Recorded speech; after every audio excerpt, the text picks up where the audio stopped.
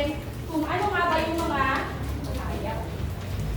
mga layunin natin, no? So, sa pagtatapos ng klase, ang inaasahan ko, no, na sa inyo na nakikilala ang iba't ibang pananaw sa sexualidad, no?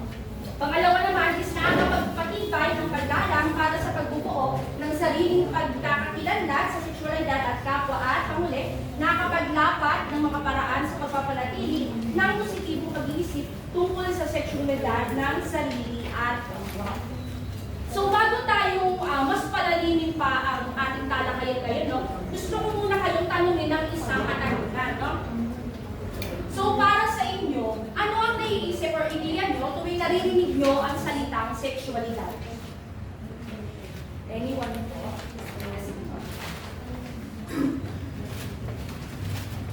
Diba? Ano na means? Kaya ko na nabanggit kanina ang sexualidad ay pinagulay ko sa mga Okay. Pagkakakilanlan.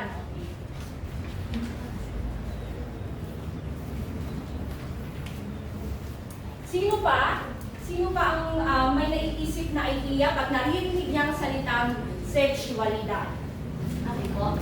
Ano po? Ang sexualidad po ay isang spectrum. Ibig sabihin po, hindi lang po siya nag-stay sa binary choices or yung sinasabi ng may babae o lalaki.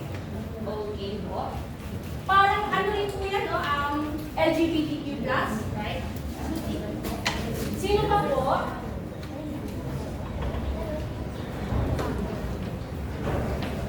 May idea pa ba kayo na naiisip pag naririnig niyo ang salitang sexualidad? Okay, wala na. So, ang idea na ibinigay ng ating klase, no? Ang sexualidad daw para sa kanila ay pagkakakilanlan at spectrum or wide ng ano, di ba po? So, yun. Proceed na po tayo, no? So, proceed na tayo sa ating talakayan. Sexualidad, maaari bang pakibasa?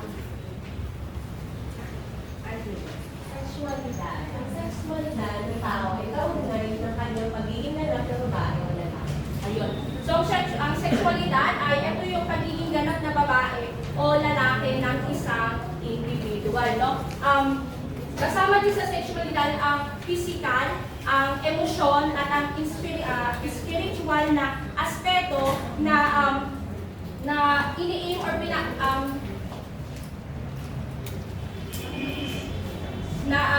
physical, emotional at spiritual na aspeto na upang maipakita yung pagre-respeto sa sarili at sa kapwa.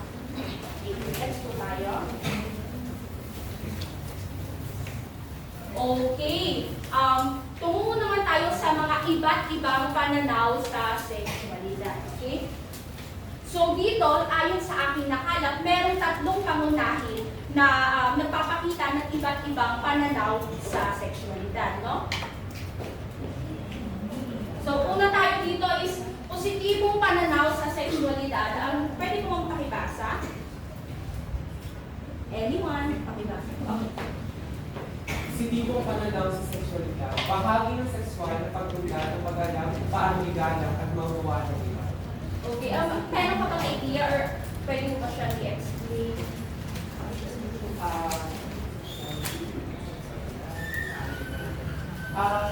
Tayo ng mga tao, kailangan po natin, kailangan hindi po tayo mag-stick sa, nalalaman na po natin sa sexuality ng isang tao or sa sexualidad. Kailangan din po natin mag-research sa mga ibang uri ng sex. Okay. Anong pangalan mo? Kristen. Thank you, Kristen. No? So, sa positibong pananaw sa sexualidad, no, from the word itself, positive, positibong pananaw or sa English ay positive perspective, no? Dito din, pinapakita dito yung katangian. Ano nga ba yung mga positive na katangian na dapat natin pinapakita, no? Kasama dyan yung pagre-respeto, yung pag-uunawa sa damdamin ng iba, no? Dahil doon, no? Dahil sa pag ipinamalas mo yung positibong pananaw, no? Ano bang naipapakita mo doon? Pagre-respeto mo sa kapwa at lalong higit na sa sarili. Okay. Ayun po. Na-gets po? Okay. Proceed naman tayo sa pangalawang pananaw. Sino pong pwedeng magbasa? Ay, okay, Briggs. Pananaw ng lipunan sa sexualidad. Ang pananaw ng lipunan sa sexualidad ay nag-iiba-iba depende sa kultura. Okay. So, dito naman sa pananaw ng lipunan sa sexualidad, no? May nabasa akong article ayon kay Breaker 2018, no? Na ang pananaw ng lipunan daw, meron siyang sinatawag na traditional lipunan, or sa English, pwede rin siyang other term natin is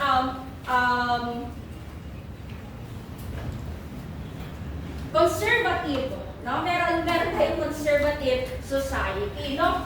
So doon, ano bang naiisip niyo pag sinabi natin traditional society or traditional na lipunan? Okay po. Doon po pumapasok po yung pwede rin pong religiyon at yung paniniwala na ang kasayahan daw po ay lalaki at babae. Ayun, tama siya. Yun ang tinutukoy ng traditional society or traditional na lipunan, no? Meron ding other side, no? Parang ano nila, ang tawag dito, hindi nila katanggap-tanggap yung mga taong hindi ganun yung paniniwala, no? Void sa kanila yung mga paniniwala pag hindi kasi sila same ng paniniwala nila sa traditional society. So, may katanungan din.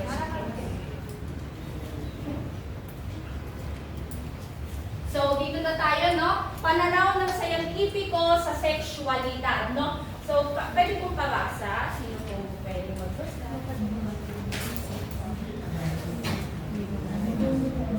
Ay, Ate Liz.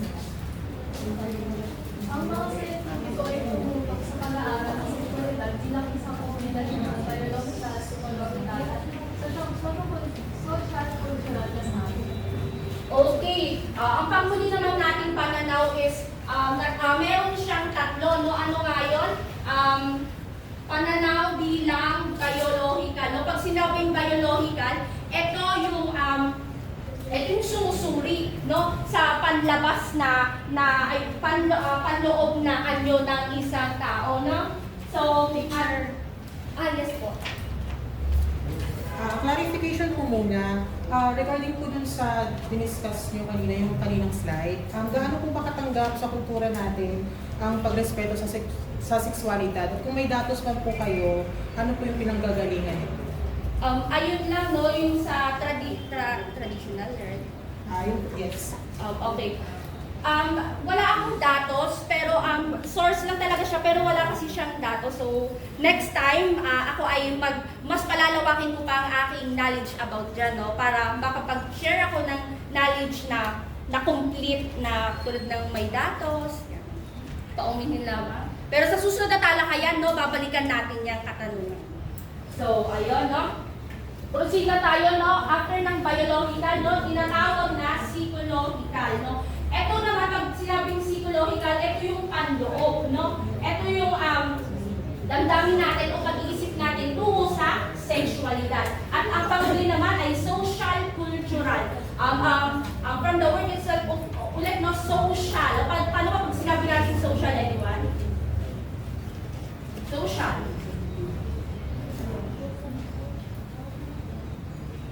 Okay. Pag sinabing social, no, na sexualidad, ito yung nakaka-epekto sa atin ng kultura ng lipunan, no? So, ayun. Wala pong katanungan, klase? Okay. Okay, dito na tayo sa mga paraan sa pagpapanatili ng positibong pag-iisip tungkol sa sexualidad ng sarili at kapwa. So, una yung pagkakaroon ng bukas na komunikasyon at edukasyon sa sexualidad. No, gaano ba kahalaga para sa inyo? Sige nga, para sa inyo, gaano kahalaga na magkaroon tayo ng wide knowledge or bukas na kaisipan patungkol sa ating sexualidad? Okay po. Next. Para po hindi lang kayo nililitahan kung saan rin pinaniniwalaan. Tama, no? Parang mas maging broad yung pag-iisip natin na hindi lang yung gusto natin, yung nai-intake ng utak natin, no? Na may nagagather pa tayong ibang information about that sexuality. No? So, pangalawa naman is, alalahanin ang tunay mong pagkatao. Gaano kaya kahalaga sa'yo na alamin mo sa sarili mo kung sino ka talaga?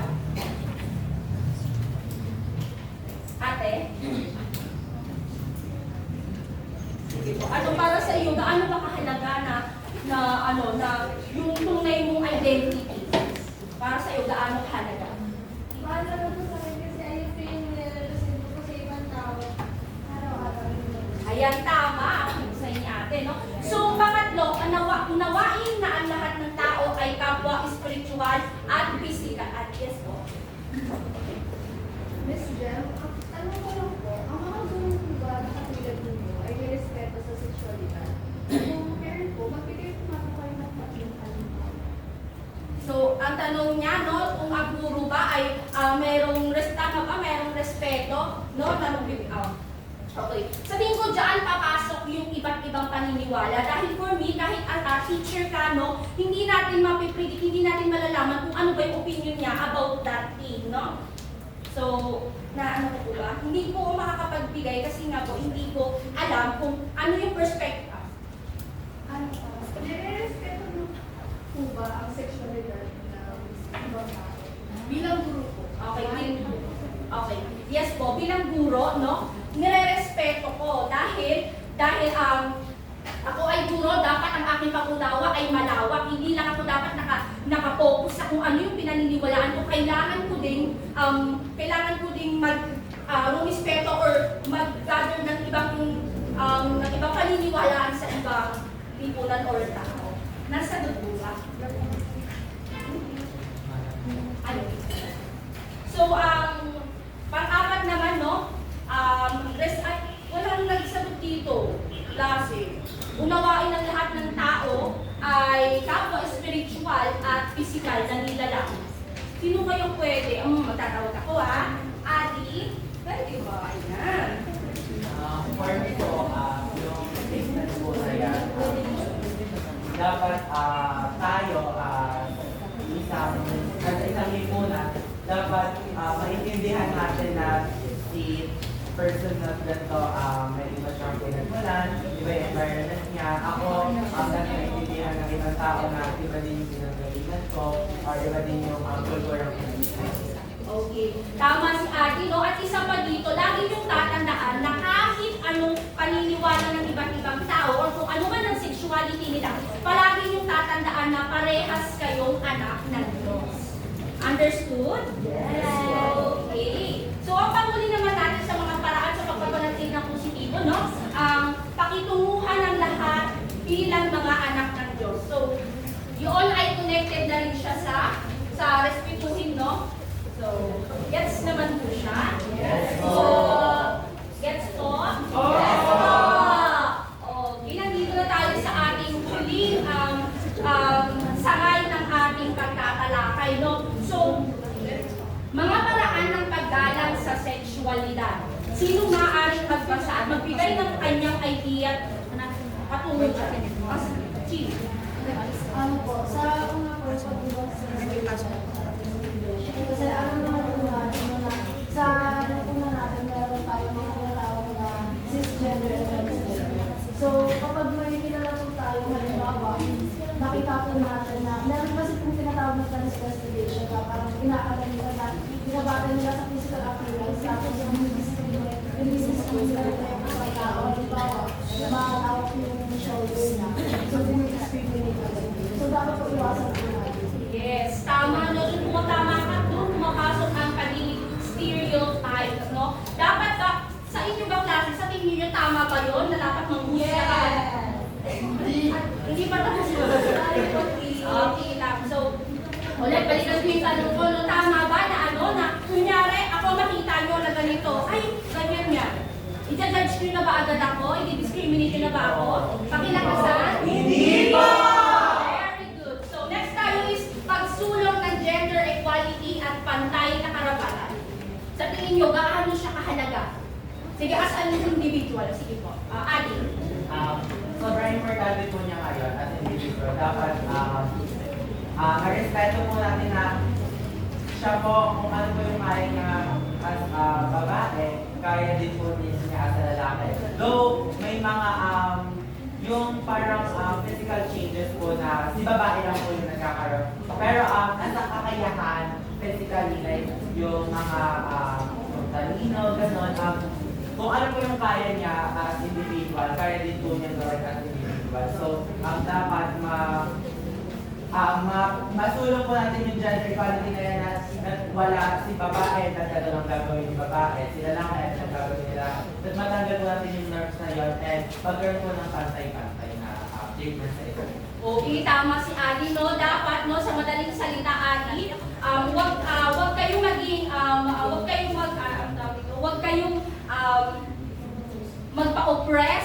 huwag kayong yes. Teacher, kasi po bakla po kasi ako, tapos si papa ko po binubugbog niya po ako. Ano po kayang gagawin ko? So, ang dapat natin gawin dyan is tutulungan kita na pumunta tayo sa authority upang i-ano yan. Kasi actually, hindi talaga tama yung ginagawa ng papa mo. Kahit sabihin mong tatay mo siya, hindi tama yun. Okay? Huwag na huwag kang papayag. Teacher, kasi pinagbaltaan po ako ni papa. Sabi niya po, nagsumbong daw po ako kahit kanino. Sabi niya po ako sasaktan. Anak, hindi ka dapat matakot. Lalo kasama ko si teacher, pupunta tayo sa authority, okay? Sa police. Sasabihin natin yung ginagawa na papa mo. Ano po kung saktan niya po? Ano ako po eh? Hindi ka niya sasaktan. Kasi once na ni-report natin siya sa authority, bibigyan na nila agad ng action yun. Okay. So, para naman sa ating panghuli, no? Sinong pwede, no? Pagiging sensitibo sa wika at pananalita. Naalala ko lang kanina, no? Si Gina, nasabi niya yung pagtanggap, no? Pwede mo bang ulitin kung ano yung sinabi mo kanina sa pagtanggap, yung about sa wika? Yes. Para marinig na po ang klase. Sabi ko kanina, about sa pagtanggap kayo. Halimbawa, in-introduce nila yung sarili nila na ganito yung pangalan nila, ganito yung pronouns nila, ganito yung sila i-address. Yun lang sa video, nararapat na respetuhin namin kasi para sa kanila, mahalaga yung sa kanila kasi ayun yung pagkakakulit nila. Yes. So, dapat klase, lagi yung tatandaan na maging maingat sa pananalita, kahit ano pa yan, lagi mong iisipin na bago ka magsalita, bago mo ibato yung sasabihin mo sa kapwa mo, kahit sino, lagi mong pag-iisipan muna dahil once na binitawan mo yan, wala na. Okay? Iba na yung pain na maibibigay mo sa kapwa mo. Kahit ano bang sexuality niyan, kailangan tanggap mo sila. Understood? Yes! Okay, tapos na tayo sa ating pagtatalakay. Ngayon naman ay dadako na tayo sa ating aktibidad. Handa na ba kayo? Yes po! Okay. Sandali lamang ha.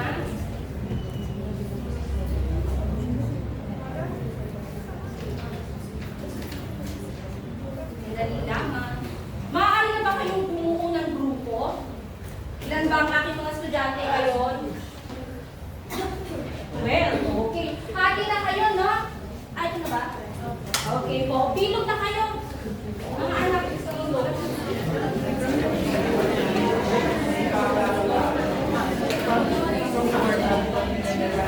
Pwede ba natin gawin dito ng tahimik ang pagbibilog natin? Klase?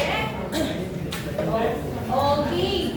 Maaari ba muna tumingin kayo sa kita sa ating okay. Ito ang ating panuto. Magkakaroon tayo ng pagsasadula. Magpangkat sa dalawang grupo, magsasadula ng isang tunay na pangyayari na nagpapakita ng positibong pananaw sa sexualidad. Pagkatapos, pipili ng isang grupo or miyembro na magpapaliwanag kung ano yung inakti nyo. Naiintindihan po? Okay, bati naman sa ating rubric or pamantayan mo, ito lamang, maaari yung tignan. Dito kayo magbibis upang maigawa nyo or mairaos nyo ng tama at magawa nyo yung tama ng pagsasalita. Okay? Meron lang kayong 2 minutes para pag-usapan, hindi, 1 minute na lang pala. Okay, 1 minute na lang. Okay po, start na po kayo.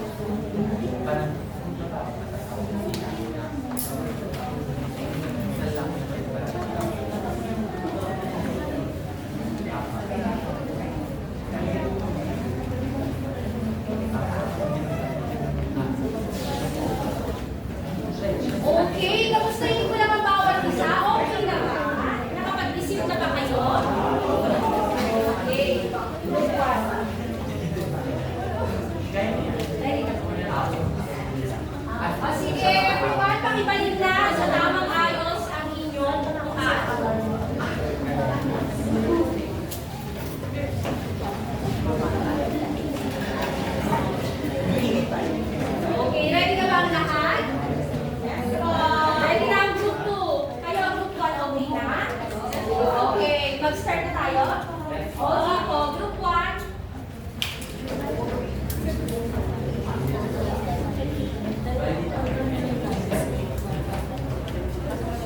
Tingnan na lang kayo.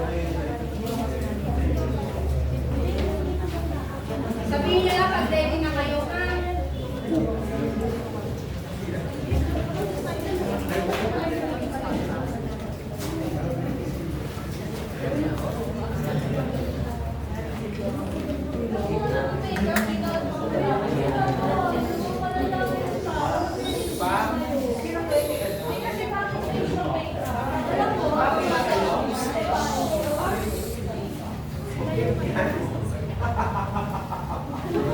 Ano nangyari dito?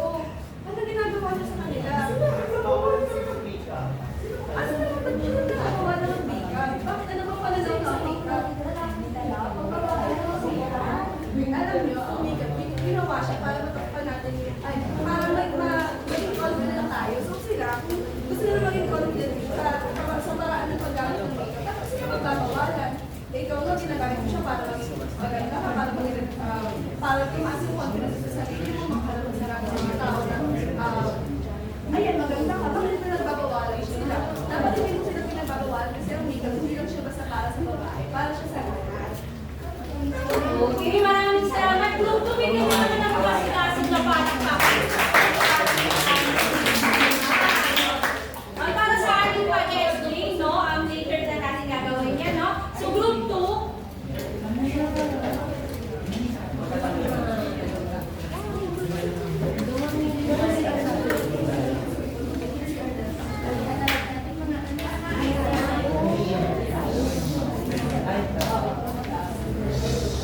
Oh my God, nahihina ako.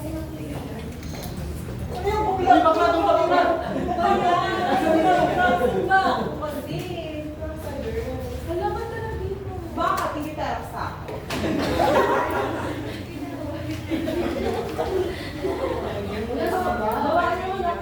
Oo nga, pag sinabi ng babae siya kasi mas kilala niya yung sarili niya kaysa sa kilala mo siya. Correct. Umila na dito, ayan, palakpakan naman ninyo.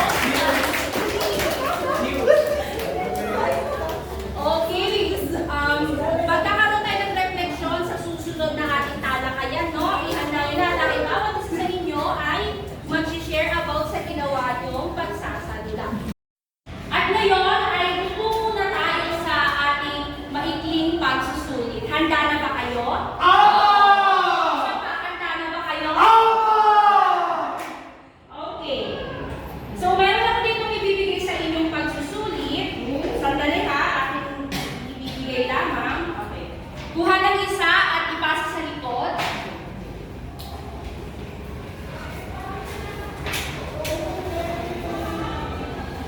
Okay. Sa ating pagsusulit, bibigyan ko lamang kayo ng limang minuto upang sagutin ang ating maikling pagsusulit.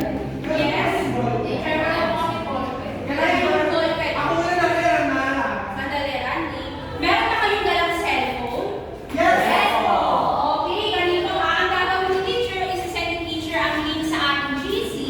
Yung mga walang papel at walang ang dalang panulat, no? Maaaring doon kayo magsagot sa ating link na ating isa-send sa ating GC. Naiintindihan ba? Okay, bago kayo magsimula, mag-oras si teacher, no?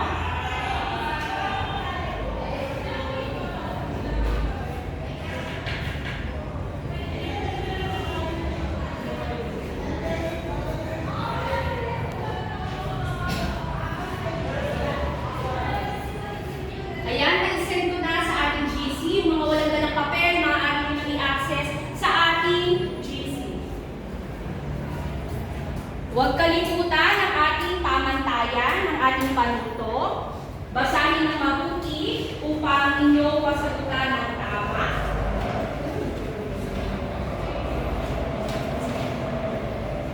Tapos na.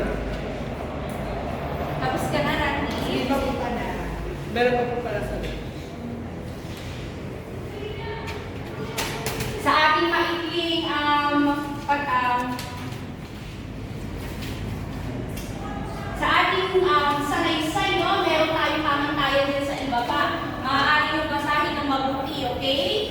Opo!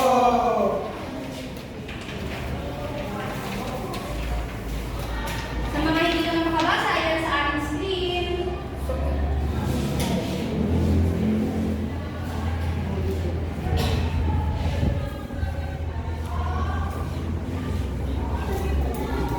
Meron na lamang kayong 3 minuto upang magsagot ng ating pagsusulit.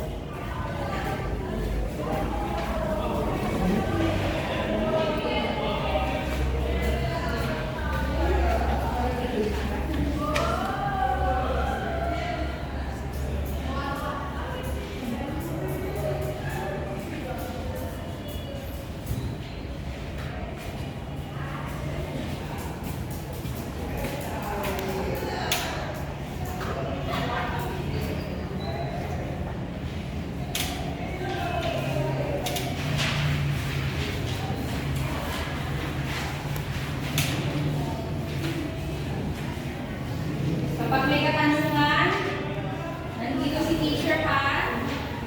Tanong lamang.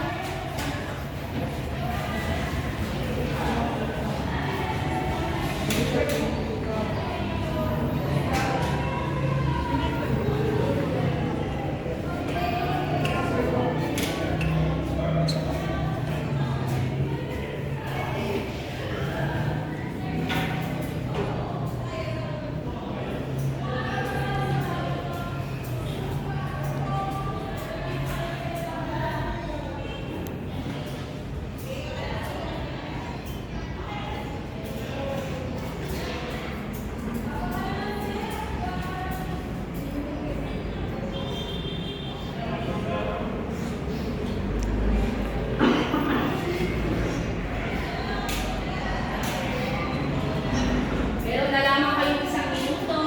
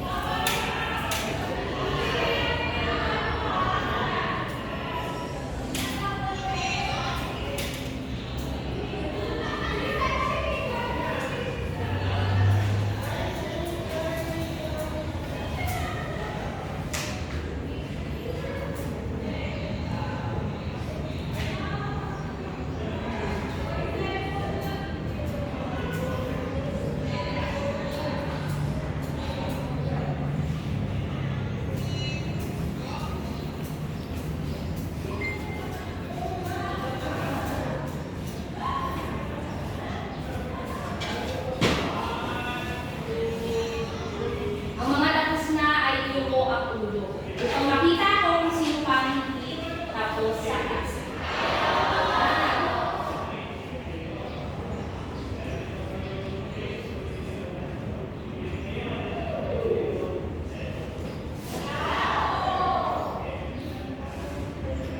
Meron na lamang kayo 30 seconds.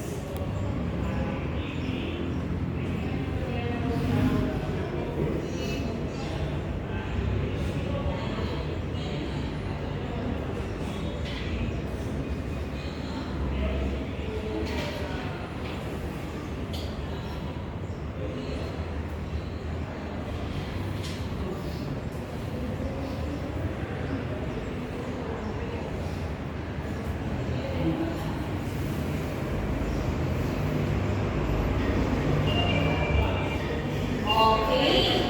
Klase, tapos o hindi tapos, pakipasa ang papel, pakaliwa at paharap. Pakipasa.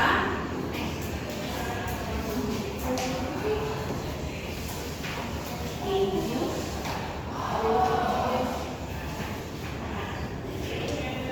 Thank you.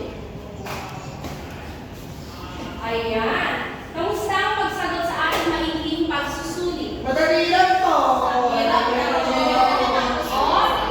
Isa-isa lang. Sino ba ang magbahagi ng konti lamang experience niya sa ating pagsagot? Sige, Dani. Hindi ko natapos yung essay na part kasi gusto ko sana express ko yung talaga yung Yes, hindi umabot. Ganun talaga, no? So, next time, basahin pa natin, no? Basahin natin